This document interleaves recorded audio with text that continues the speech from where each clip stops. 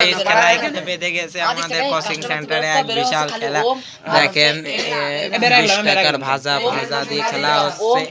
তো দেখতে পাচ্ছেন যে খেলাটা চমৎকারে বেঁধে গেছে এখানে 20 টাকার খেলা ভাজা দিয়ে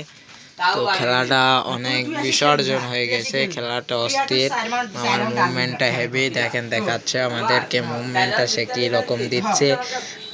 এই দেখেন এখানে সৌরভ সো আমি একজন ব্লগার রাইডার্স সো আমার একটা ফেসবুক পেজ আছে নাম হচ্ছে RS ফাহিম তো সবাই রেডি থাকেন মেরে দিচ্ছে ওকে হেড মেরে দিছে তো এই টিমটা মনে করেন যে পরে অনেক সময় পর জিতলো দেখতে পাচ্ছেন আমি ওকে জুম করে দেখাই দেখেন